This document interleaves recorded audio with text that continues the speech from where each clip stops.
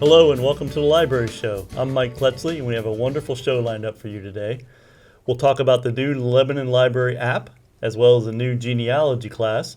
We'll also chat with author Randy Overbeck. But first up, I'm joined by Jan Berger, who's going to tell us about the library's new app. Welcome to the show, Jan. Thank you, Mike. I think you have the app on rolling video, am I right? Yes, but we're not quite ready to go there yet. Okay. Just a little bit of information about why we have the app. We just sort of happened to notice that there are a couple of other libraries that had apps out and really wanted to think about why we would want an app and what we would have on the app. So the idea of replicating something that we already had was not really what we wanted. We just sort of wanted to pull everything together. So this was an app that was going to be primarily dealing with books and communication, because we have so many other offerings, databases, and so on. We just really wanted to focus on books for book lovers and communicating with the library. Two important things. Yep. So for the demo of the app, I think we're ready for that. Okay. This is a little bit of where you're going to find it in the App Store. You just type in Lebanon Public Library. Go ahead and download it. And once it's downloaded, you just tap open. Okay. And this is the opening. So you can see we have a really nice looking little app. The images came from our employees and other people who just had already contributed really nice pictures. Nice. You can see that we have the catalog, events, my account, which will take you right into the catalog. You can check your books and ebooks. So just start by tapping on the catalog, and you can see it looks exactly like the library catalog that you would access either at home or when you're in the library. It's the exact same thing. Yes. So it works exactly the same way. You tap on the book, you can have a look at it, tap on more info, and it will tell you things like, it'll give you a little bit of a description of the book. It will tell you whether it is out, whether it's in, when it will be back, and where it's located. Very nice. Just back browse to get to the next, source there. Events. The events calendar takes you directly to our Eventbrite page. It lists them sort of in what they call the agenda style. If you're interested, just tap in the lower right corner. You can read about the event. If you are interested, just go ahead and tap. Again, it will take you to that particular page. You can verify, look at the date and time, get a little bit more of a description, and then if you want to register, you can register right there. Nice. Yep, right That's there on good. the page. Yep. So that's how they register for the different events that we have. Yep. The next thing that we want to demo is the My Account. So this is where you would log in to check, make sure that you don't have anything overdue. You can check up on your holds. And then ebooks. These are all of our databases, our ebook and e-audiobook offerings, all in one spot. So you can see what we've got and maybe try something that you haven't tried before.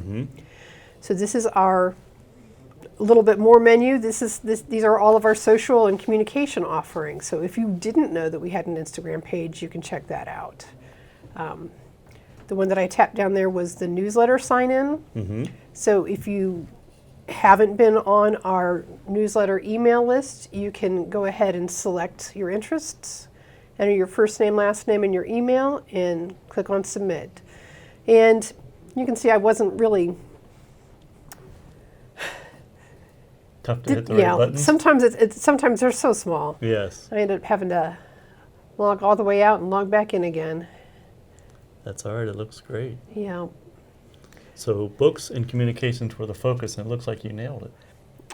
Well, I had a lot of great resources. So Good. Is there anything else that we should know about it? Is it up and running and ready to roll for the public? The big thing to know is it is up and running for phones, for smartphones at this point.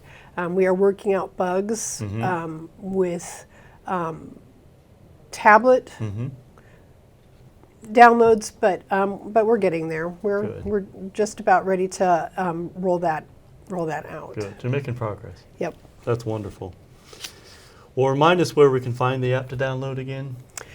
Just whatever app store, whether if you have an iPhone, you go to that app store. If you have an Android device, you go to the Google Play Store, and you should be able to find it in either one. Okay, LebanonLibrary.org. Nope, Lebanon Public Library. Lebanon Public Library. Yep, you'll find a little app that has a book and LPL above it. So. Gotcha. Wonderful. Well, thanks, Jan, for everything. You're quite welcome. Up next, we'll be talking to Holly about her new genealogy class, which starts in October.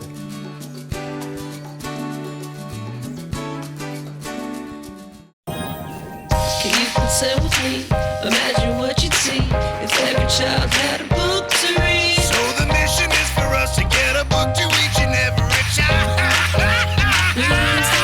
So let's join hands, book people unite, unearth hidden passion. Come on, we'll have a good time. One book can be the first thing helps to change a life. People unite. Read to a child today and spark a lifetime of ambition. I was 0.5 credits away from completing high school, and I didn't do it. My support team never stopped pushing for me to be better because they knew who I could become as a person.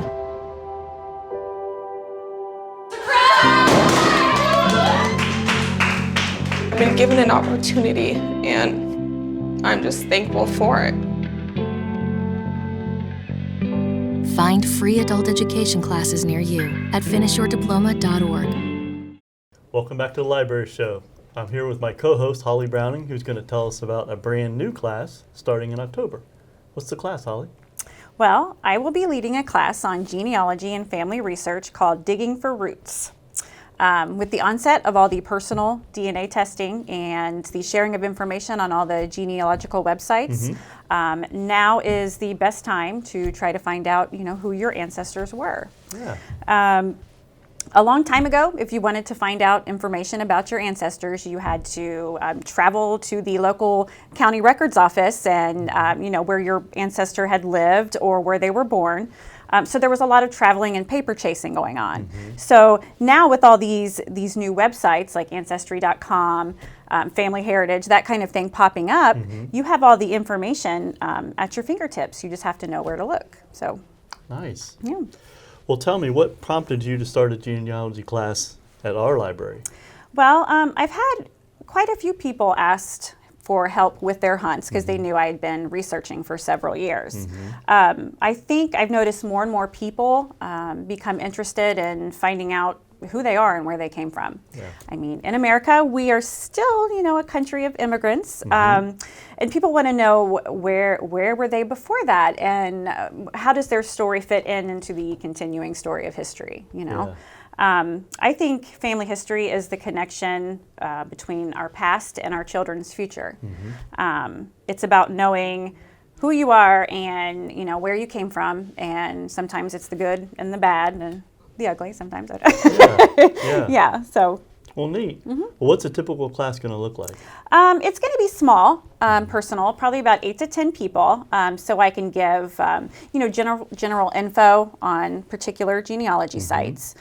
So it's for the beginner, if you don't even know where to start, or if you're looking for the pesky third great uncle who you can't find, I can help you with that search. So all skill levels will be welcome.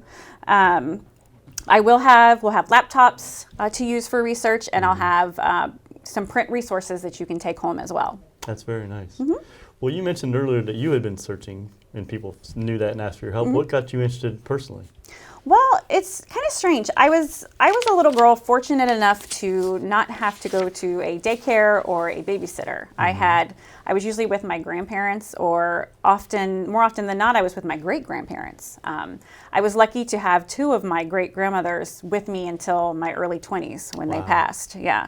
So I would hear all their stories about, them growing up in eastern and southern Kentucky, and I loved to hear their stories, and, they'd make me break beans with them and things like that, and I just thought that was so neat. And looking at their old photo albums, that kind of thing. And I was always captivated with history. And as a little girl, I loved historical fiction. I loved social studies class. And I think my parents helped with that as well. We went on a trip to Gettysburg when I was like 9. And that I just became just really interested in researching the Civil War. It left an impression on me. Yeah. So I think it's an important part of my family. When I was 9, I remember making a little tree myself and asking my great grandma who her siblings were and that kind of thing. And we still have it in a little journal, my little amateur tree that I made. That's neat. So, you know, in most families you have the crazy record keeper or the crazy photo lady. I'm a little bit of both. So, yeah. Well, sounds like a perfect person to teach the class. What are some of the challenges that are involved in researching a family tree? I think the biggest problem now is with the internet. You have the lack of correct documentation and the citing of resources. People will take other people's trees and info and just copy it and not even research themselves. Do they know that that's the person? Do they know that that is that person in the photo? I've had several times where I've had to change my information. I thought, you know, hey, that looks right. I think that's right. Well, it turns out it's not right. You have to do the research yourself, regardless of what is on 15 people's different trees. So I think that would be the biggest problem. Now, other problems you may face are misspelled names. You know, it's a long time ago in the past. You have people that have been married numerous times. You had the recycling of names. That's a huge one. They, you know, Father John, Son John, John the Third, and it becomes quite confusing. So, and then there's always the ones that you can't find. They were like ghosts. They just they don't show up. So they're a little bit harder. Intriguing but hard to find. Right, right. Wow. Well, when is the first class again? The first class is going to be Thursday, October the 10th at 6 p.m. And we're going to do it in the conference room, and that's downstairs in the tech center. Okay. And pre-registration? Yes, I'm sorry. You can register at LebanonLibrary.org. You go under the events tab and you click on the event that you want to register for, or you can call 932-BOOK and we'll help you out and get you registered. That sounds good. And you said again October 10th at 6? October 10th at 6, and the class is called Digging for Roots, Help with Family Research. It's a great title. Yeah, thank you. It's awesome. Well, good luck with the class, Holly. Sounds Thank interesting. you very much. Up next, Holly is going to be talking with author Randy Overbeck.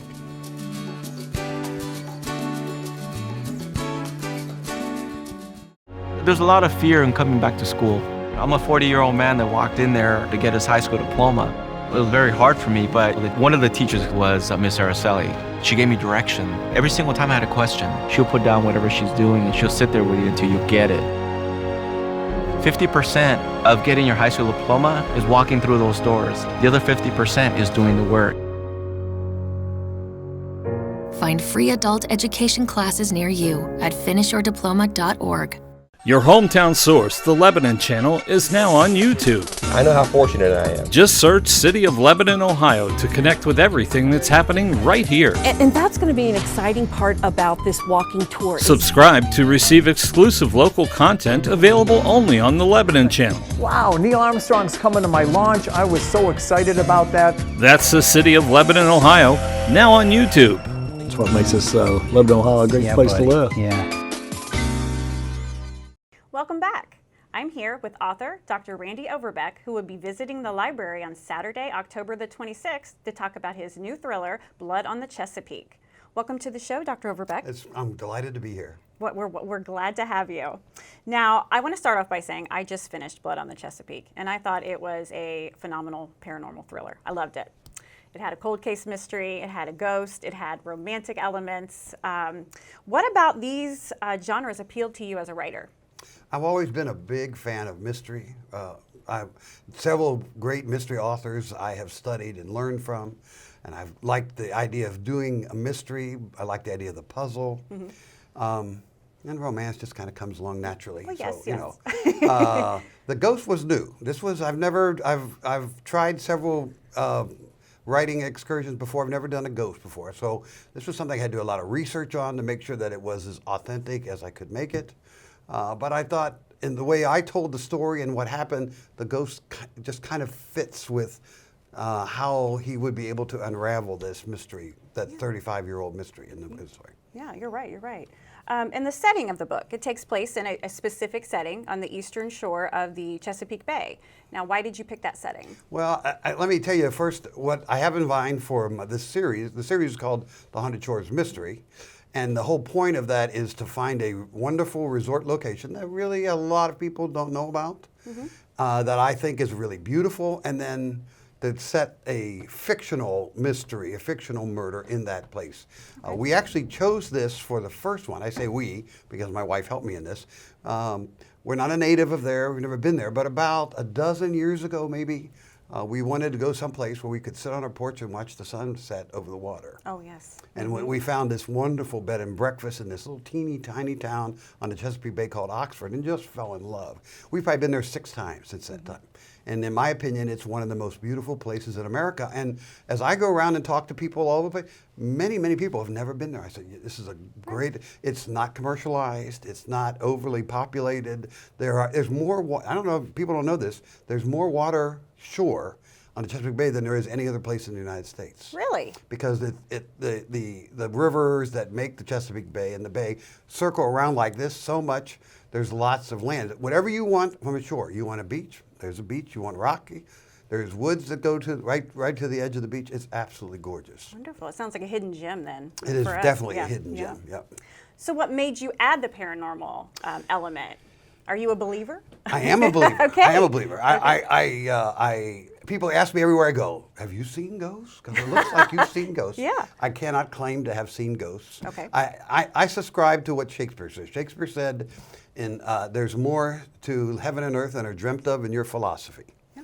And people who have people who have experienced this, there's just too many things that are we don't have a scientific explanation for. I agree. You might be surprised, more than just about half the people in the United States believe in ghosts when I've done research for the book. So this is a very widespread belief. And in fact, did you know that the belief in ghosts are embedded in every culture and every religion in the world? Wow. So this is a very prevalent part of our existence, and I thought it works well for storytelling. What I tell my readers is you don't really have to believe in ghosts to enjoy the book. You just have to be willing to suspend your disbelief long enough. So. Right. Well, that's awesome. All right. So on one hand, we have the cold case and an exciting whodunit story, but throughout the book, you have themes of racism and discrimination. Why did you choose these themes for Blood?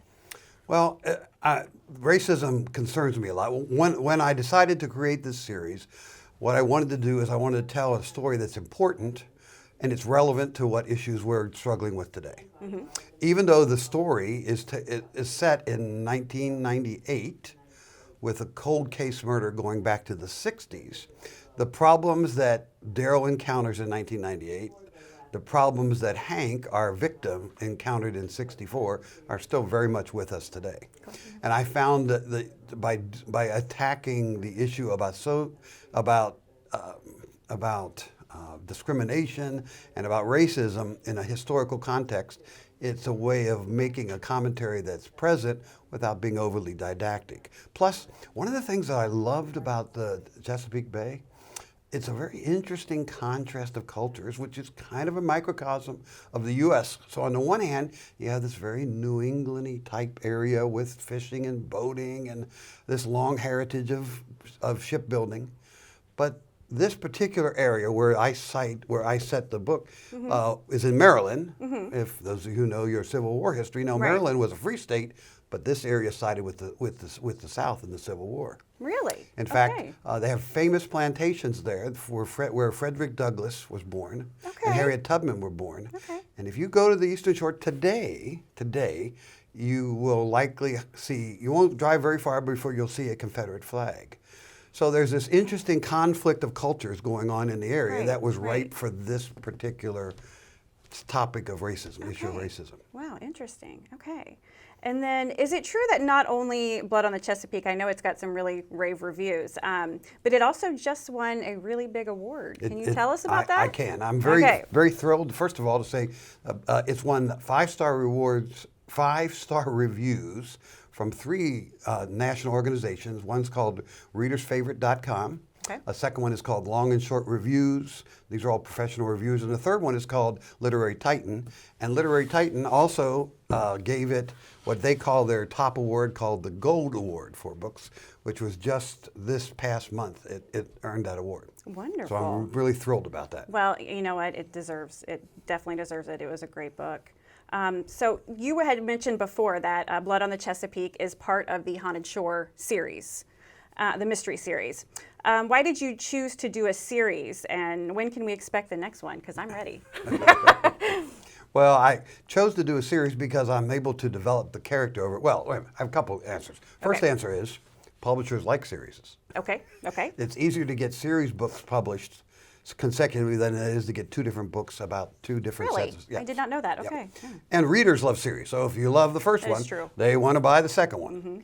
So that was the first reason. The second reason is I thought it was worthwhile to be able to take the story of Daryl and Aaron. So Daryl and Aaron are in the first book, and they're also in the second book. Oh, good. And expand their romance into the second book. And I'm actually starting to work on a third book and expand it into the third book. So. Oh, wonderful. So you ask, when can we expect it? I don't have a definite date yet, but it's expected in. I'm actually turning the manuscript into the publisher in a week and a half, and it was supposed to be out this time next year, next September. Next September. All right.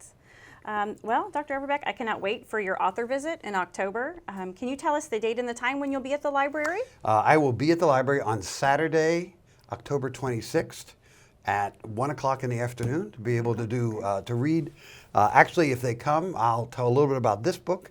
People who come will actually get to hear a little of the new book. Oh, really? Which I've not done yet. That's will be the first I'm time excited. in public. I'll be doing that. All right. So I know everyone at the library is looking forward to your visit. Is there anything else you want to share with us today? Well, I'm just really thrilled at the response the book has gotten. The reviews and the response of readers have been tremendous. I'm excited to see where the book's going to take me in the next couple of months, and I'm thrilled to be able to share those experiences at the library next month. Oh, wonderful. Thank you so much, really, for taking the time to visit us here at the Library Show. Up next, I'll be back with the events calendar for October 2019.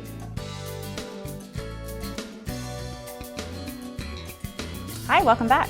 I'm here with the library's events calendar for October 2019. Up first, we have Tuesday, October the 1st. We have Girls Who Code, 3rd through 5th grade at 5:30 p.m. On Thursday, October the 3rd, we have Halloween Science Club at 6 p.m. And just a reminder, the library will be open on October 6th, Sunday from 1 to 4. Our Sunday hours will continue into April. On October the 7th, Monday, we have the Spider Ring Hunt at 11 a.m. and 2 p.m. On Tuesday, October the 8th, we have the Craft Class Marbled Pumpkins at 6 p.m. On Thursday, the 10th, we have Digging for Roots, Help with Family Research at 6 p.m. On Tuesday, the 15th, we have Rocketry Club at 6:45 p.m. On Wednesday, October 16th, we have Intro to the ACT at 3:30 p.m. On Saturday, October the 19th, we have the Pumpkin Carving Party at 1 p.m. On Tuesday, October the 22nd, we have Homework Club at 4 p.m. On Friday, October the 25th, we have the Haunted Library at 7 p.m. On Saturday, October the 26th, our author visit with Dr. Randy Overbeck at 1 p.m. And Monday, October the 28th, we have our Fall Sensory Play, and that's at 11 a.m. and 2 p.m. And then Thursday, October the 31st, we have Trick or Treat at the library at 5:30 p.m. So those are the events for October 2019 at the Lebanon Public Library. Thank you for watching this month, and we'll see you again next month.